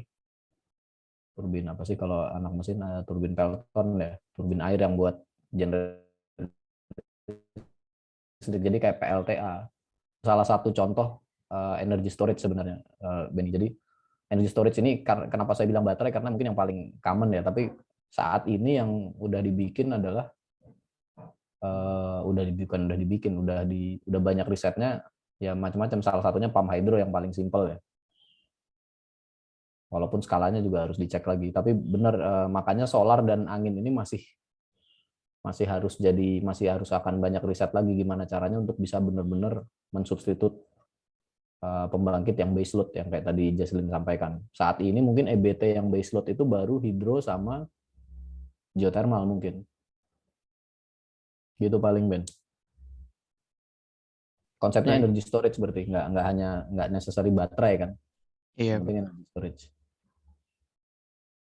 terima kasih Pak atas jawabannya.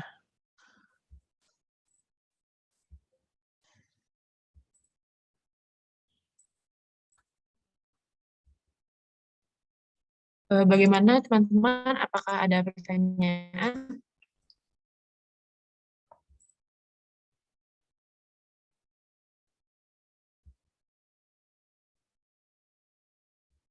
Baik, untuk pertanyaan selanjutnya dari Evelyn, dipersilakan untuk nyalakan kamera, mic, lalu menyebutkan nama, angkatan, jurusan, serta universitas.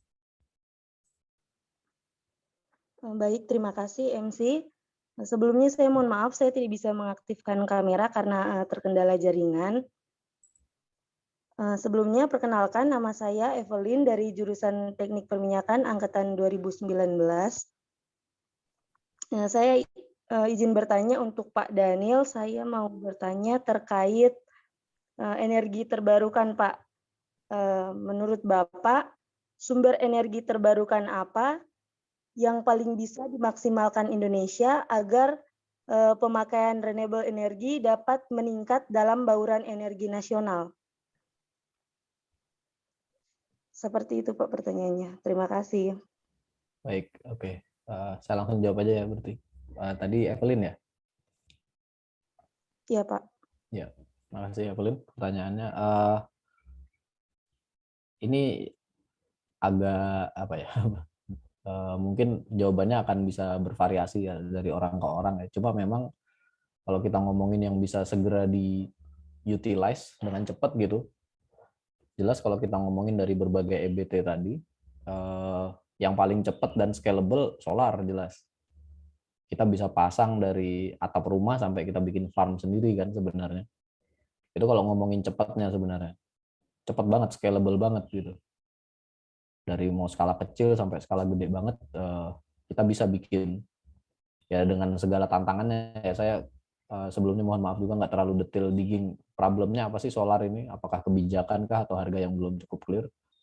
Cuma memang kalau ditanya, kalau mau solusi instan, ningkatin percentage-nya gitu, mungkin masif solar bisa jadi lebih mudah. Karena kan apa namanya, ya itu tadi dari skala kecil bisa. Kalau geothermal, eksplorasinya aja 7 tahun. Yang dikasih 5 tahun lah, 5 tahun plus 1 dari pemerintah. 7 tahun itu juga belum tentu ketemu.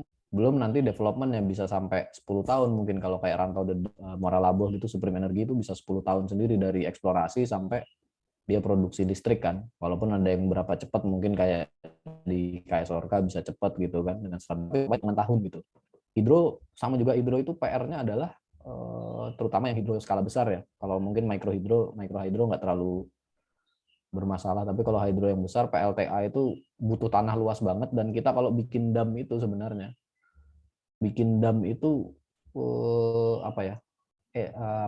amdalnya tuh agak repot sebenarnya kalau kita bisa bilang, karena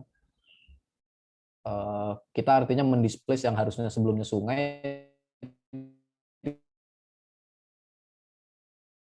tiba-tiba kita bendung. Saya pas di New Zealand, hidro itu udah warisan pemerintahan yang dulu-dulu, yang sekarang agak sulit mereka bangun hidro karena kerusakan ekologinya katanya yang cukup parah sebenarnya. Walaupun di Indonesia bisa jadi nggak New Zealand gitu mendisplay, salahnya di situ tiba-tiba benar-benar mengubah tanah gitu. Sebelumnya sungai jadi apa namanya? Jadi kering, jadi dam, kita alirin ulang. Angin saya belum ini terlalu detail, tapi angin jelas skalanya juga cukup gede. Dia kalau kita ngomongin wind turbine itu ya udah EPC khusus, ya udah gede banget dibandingkan dengan solar yang tadi relatif gampang gitu, plug and play lah dalam tanda kutip. Gitu paling Evelyn kalau mau menjawab, kalau mau cepet. Tapi ini belum menjawab ke yang tadi ditanyakan Benny. Kalau kita mau untuk baseload generation-nya menggantikan mencari yang renewable, apa namanya, yang reliable, yang capacity factor-nya tinggi kayak gimana, nah itu udah pertanyaan lain. Tapi kalau pertanyaannya supaya cepat meningkatkan persennya, paling cepat mungkin solar, kita bisa adopt kapanpun. Kasarnya kalau Evelyn punya duit sekarang, mau di rumahnya ditaruh solar juga bisa kan, nanti listriknya bisa dijual ke PLN, dan sekarang udah ada skemanya katanya. Itu paling Evelyn, semoga menjawab. Ya, baik Pak, terima kasih atas jawabannya. Baik, untuk pertanyaan selanjutnya, apakah ada yang ingin bertanya?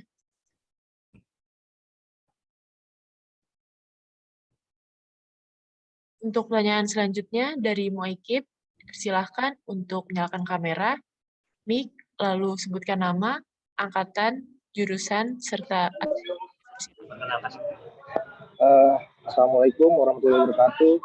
Saya Moikip Ramadan dari Perminyakan 2020. Sebenarnya saya ingin bertanya tentang masalah program GREM yang akan direalisasikan di Indonesia.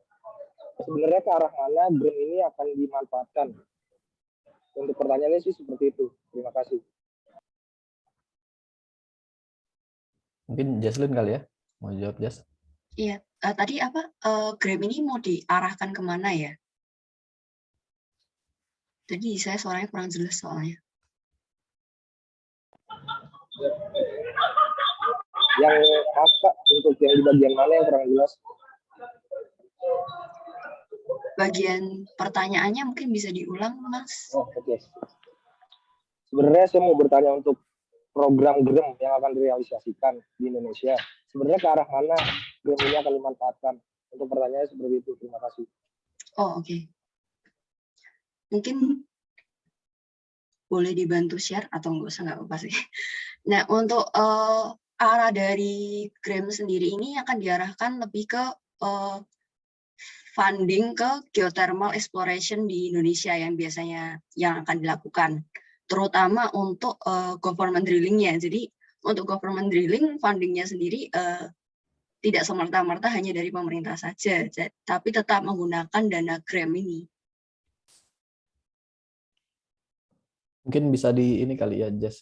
Tadi dari panitia mungkin bisa coba share ini PPT-nya, bantu share lagi PPT-nya Jaslyn mungkin ya.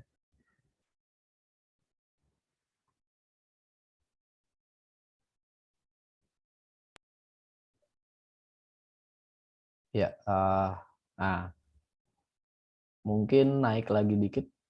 Coba saya tambahin dikit, Jas. Naik Oke. satu slide lagi. Dia Muakib. Jadi tadi yang kotak-kotak aja tadi. Nah, ini mungkin tadi yang Jaslyn udah jelasin sebenarnya. Jadi kalau kita ngomongin pengembangan geothermal atau proyek apapun lah, itu kan butuh uang ya. Uangnya dari mana? Yang pertama, uang sendiri yang di tengah, own equity. Kalau kita nggak punya duit sendiri atau kita nggak mau pakai, kita harus pinjam kan? Kita harus pinjam duit. Nah, permasalahannya waktu eksplorasi, kita belum jelas sumber dayanya ada apa enggak. Kalau kita mau, apa namanya, kalau kita mau pinjam duit, nggak ada yang mau minjemin, karena kalau gagal bayar gimana nanti kan? Jadi non-performing loan, jadi NPL, nggak ada yang mau minjemin. Nah, GREM ini, yang tadi seperti dijelaskan Jaslyn, ini mengakomodir kalau developer atau market mau apa namanya, ngembangin lapangan, mau eksplorasi, tapi duitnya nggak mau pakai duit sendiri misalnya, atau nggak apa namanya, mau pinjam duit. Nah, GREM ini mengakomodir dengan ada pinjaman dari donor, lembaga donor kayak World Bank, World Bank lah saat ini kalau GREM ngomongnya ya, World Bank yang sumber dananya tadi slide selanjutnya yang dari Jesslyn. Boleh ke slide selanjutnya, minta tolong panitia.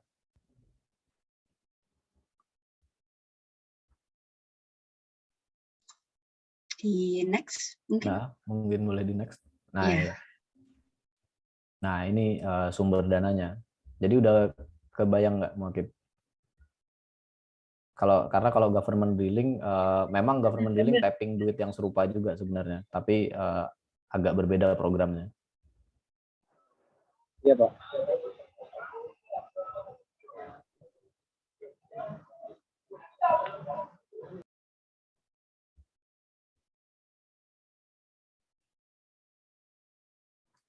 Gimana, Mokib? Atau Jesslyn mau tambahin lagi? Ya mungkin cukup Bang. Jadi memang fokusnya GRAM ini untuk geothermal eksplorasi di Indonesia. Jadi memang ini proposal yang di offer Indonesia ke GCF di tahun 2018 dan di approve dan akan mulai dijalankan di 2021 ini hingga 2030 untuk pengembangan eksplorasi.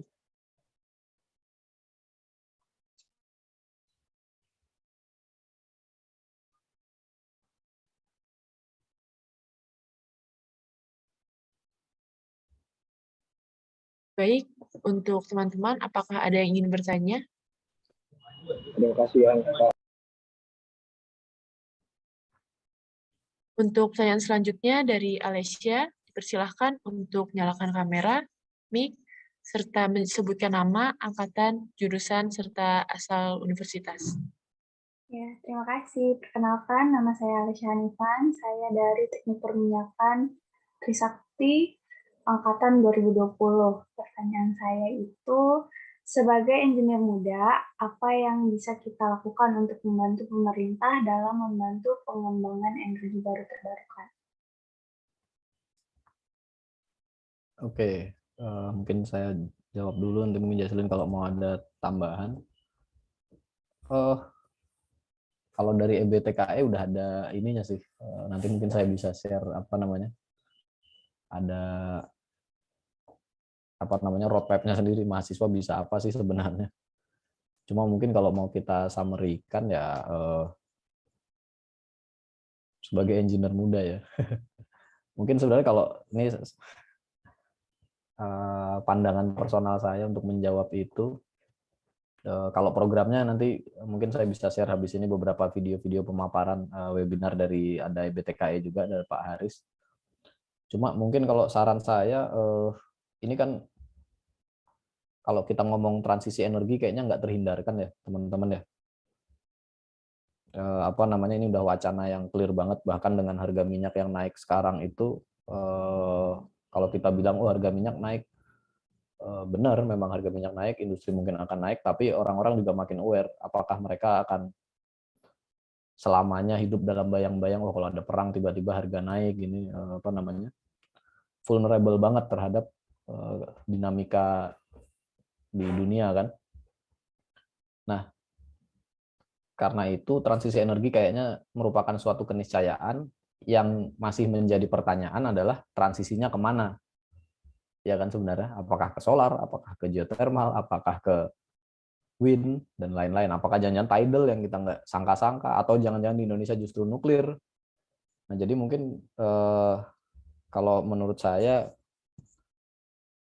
coba untuk open mind aja dan ya tetap aware lah dengan apa yang terjadi di dunia. Jadi tetap belajar, tetap pastikan terupdate dengan dunia, dan kalau mengutip kata-katanya Profesor Renald Kasali itu stay relevan. Jadi ya belajar supaya kita tetap relevan gitu terhadap nanti transisinya kemana. Karena belum ada yang benar-benar tahu nih transisinya akan kemana nih. Ya udah ada roadmap-nya ya, cuma maksudnya transisi benerannya nanti apakah teknologi apa yang akan di-apply, nggak ada yang benar-benar tahu, semua masih ada masalah gitu. Kayak dulu zaman baru ada mobil gitu kan, dibilang mobil itu butuh bensin dan lain-lain, nggak ekonomis, jelas lebih menguntungkan naik kuda katanya. Nyatanya sekarang ya kuda tergantikan semua sama mobil. Jadi energi transisi itu bukan sesuatu yang baru sebenarnya, tapi ya masa-masa transisi penuh ketidakpastian. Jadi ya kalau mungkin dari saya ya kita harus coba membuka mata dan ya kalau bisa dipelajari semua, menjaga diri supaya tetap relevan lah. Jadi in case berubah industrinya kita udah bisa ya at least bisa nggak ketinggalan banget gitu. Itu mungkin kalau Jaslyn mungkin sebagai engineer muda, saya udah setengah tua kata. Masih muda Bang. Oke, mungkin menambahkan dari Bang Daniel sedikit. Jadi sebenarnya jujur aja salah satu permasalahan di renewable energy ini adalah lack of expertise ya. Jadi memang orang-orang yang memiliki keahlian di renewable energy ini masih cukup kurang jika kita bandingkan di yang sudah ada di oil and gas ataupun di mining. Maka dari itu untuk jadi generasi muda baiknya memang kita seperti kata Bang Daniel juga kita perlu belajar lebih, mungkin kalau belajar lebih dari seminar maupun baca-baca paper segala macam. Dan ketika memang kalian sudah memiliki pendidikan yang lebih atau mungkin lebih mengetahui, mungkin bisa ikut menjadi pembicara untuk menyebarkan juga informasi-informasi terkait dari renewable energy sendiri ini. Mungkin cukup dari saya.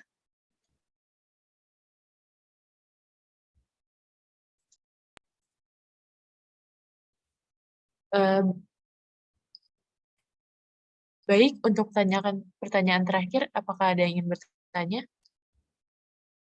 Untuk pertanyaan terakhir datang dari Aryadi. Persilakan untuk nyalakan kamera, mic, menyebutkan nama, angkatan, jurusan, lalu asal universitas.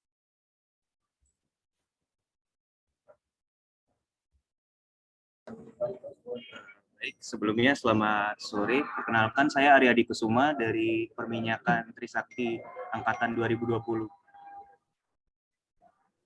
Saya ingin bertanya mengenai untuk renewable energy sendiri, kan kita ketahui tidak dapat diekspor maupun impor ya. Jadi bagaimana pengembangan apa sih? Ya, hal apa yang dapat ditarik dari investor sehingga investor bisa tertarik dengan pengembangan atau development dari renewable energy di Indonesia itu sendiri. Terima kasih Pak. Ya, makasih Aryadi. Saya jawab dulu kali ya. Jadi jelas kalau ditanya yang menarik dari investor duitnya ya. Jadi yang penting ekonomis, cuan gitu, NPV-nya apa namanya, NPV dan IRR-nya masuk, ya jelas akan tertarik sebenarnya. Nah, sebenarnya tapi yang harus kita highlight, Aryadi, ini poin yang bagus juga. Tadi mungkin yang disampaikan Jaslyn, geothermal itu nggak bisa diekspor ya, jelas. Kita nggak bisa ekspor uapnya, karena kalau uapnya dingin nggak ada harganya, banyakan mudaratnya, malah banyakan logam berat dan lain-lain mungkin kalau brine-nya kita ekspor. Listriknya mungkin bisa kita ekspor, mungkin. Tapi jelas akan terkendala nanti dengan ya ada losses dari transmisi kan. Nah cuma yang apa namanya yang bisa dilakukan adalah kalau misalnya kita ngomongin nilai tambahnya keluar gitu.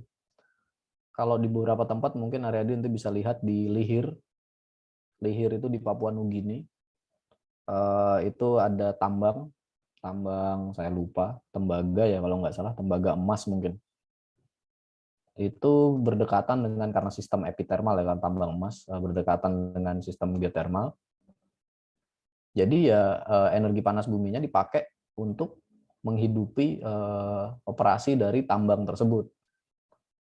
Kemudian kalau dibilang nggak bisa diekspor, cara lainnya adalah kalau gampang dulu Iceland itu geothermalnya kan banyak banget, orangnya dikit, satu pulau, satu negara itu cuma 300.000, mungkin sama Bintaro, banyakan Bintaro kali ya. Jakarta jauh gedean Jakarta jelas. Tapi dengan energi yang banyak itu, yang dilakukan apa? Dia bikin smelter aluminium. Jadi biji-biji bauksit aluminium itu bauksit kalau saya nggak salah, ya, masih ingat kuliah dulu. Biji bauksit itu dimasukin ke dimasukin ke Iceland. Habis itu karena smelter aluminium itu sangat energi intensif, butuh energi banyak. Kalau pakai batu bara rugi lah, tekor lah, nggak terlalu ekonomis karena geothermal ini energinya dalam tanda kutip gratis, timnya kan. Ya udah dia pakai untuk energi tersebut dipakai untuk membuat bauksit menjadi aluminium. Kalau di Indonesia mungkin di Inalum ya, Asahan. Asahan itu kan punya PLTA dia. Kenapa pakai PLTA? Karena ya hidro gratis gitu energinya. Nah, itu salah satu cara untuk dalam tanda kutip mengekspor electricity dari renewable energy. Jadi apa produknya yang diekspor? Kalau sekarang yang banyak yang lagi ada di beritanya nih teman-teman, dan Riyadi juga, Sarula mau bikin pabrik hidrogen.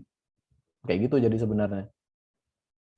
Buat sedikit gambaran. Jadi energinya dipakai untuk ya sesuatu membuat sesuatunya itu yang dijual. Nah, itu kan sebenarnya kita mengekspor energi juga lah kalau kita mau agak-agak dalam tanda kutip. Itu yang dilakukan di beberapa tempat. Di Indonesia juga udah ada, walaupun geothermal belum. Mungkin paling dekat nanti di Nusa Tenggara Barat di Huudaha, di mana di situ Sumbawa Timur Mining sekarang sedang eksplorasi panas bumi.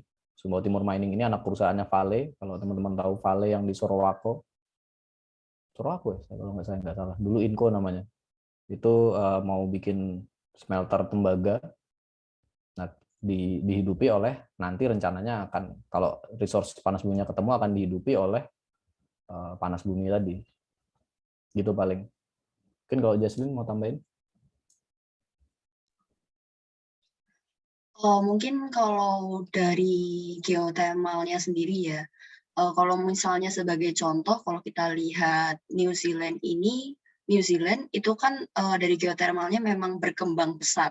Tapi sebenarnya kalau kita telusuri alasannya kenapa, itu karena dari New Zealand sendiri untuk pengeboran eksplorasinya ataupun preliminary survey-nya ini dilakukan oleh pemerintahnya sendiri. Nah, ini sudah diupayakan di Indonesia dalam bentuk government drilling. Jadi memang dari Indonesia sendiri diharapkan untuk perkembangannya khususnya di geothermal cukup pesat sampai di 2030 ini. Mungkin seperti itu tambahan terkait geothermal dari saya.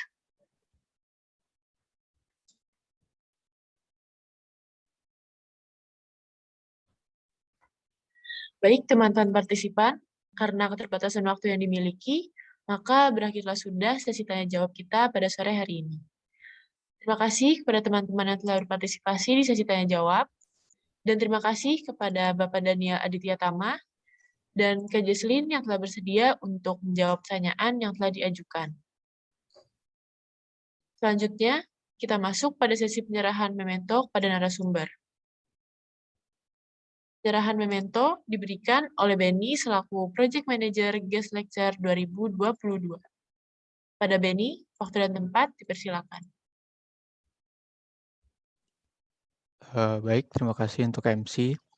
Sebelumnya saya ucapkan terima kasih banyak kepada Pak Daniel Aditya Tama dan Kak Jesslyn atas ketersediaannya untuk hadir menjadi narasumber pada acara Guest Lecturer 2022 ini, serta membagikan ilmu kepada teman-teman partisipan yang hadir. Suatu kesempatan bagi kami bisa memperoleh ilmu dari Bapak dan Kakak mengenai perkembangan tentang renewable energy sekarang ini. Mungkin dari kami berikut penyerahan memento. Ya, makasih teman-teman Yatni Trisakti.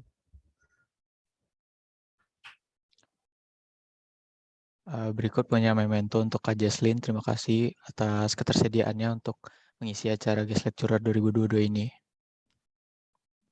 Oke, terima kasih juga untuk tim Yatni atas kesempatannya.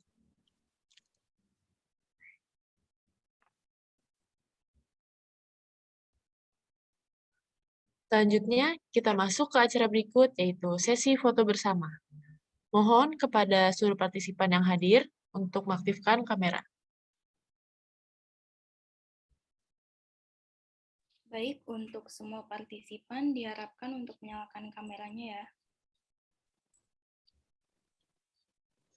Ada 3 slide di sini, mulai dari slide pertama, mohon untuk on cam. 1, 2, 3. Lanjut, slide kedua, harap nyalakan kamera. 1, 2, 3. Slide terakhir, 1, 2, 3. Sudah selesai, terima kasih. Teman-teman partisipan, dengan dilakukannya sesi foto bersama, maka berakhirlah sudah acara Guest Lecturer 2022. Terima kasih kepada teman-teman yang telah hadir, dan secara khusus terima kasih kepada Bapak Daniel dan Kak Jesslyn yang telah bersedia menjadi narasumber dalam acara Guest Lecture 2022. Semoga ilmu yang telah diberikan oleh narasumber kita dapat bermanfaat bagi kita semua yang hadir dalam acara ini. Sampai jumpa di acara IATMI berikutnya. Saya Farah Adiana, selaku MC, pamit undur diri. Assalamualaikum warahmatullahi wabarakatuh. Waalaikumsalam, makasih. Terima kasih Pak Daniel, terima kasih Kak Jess. Makasih Hairul, makasih Benny, Farah, Makasih Kak makasih. Jesslyn. Terima kasih, Pak. Pak. Terima kasih, Kak. Makasih Jess. Thank you, Bang. Thank you semua. Terima kasih Kak. Live ya. Iya Izin Pak. juga. Bye.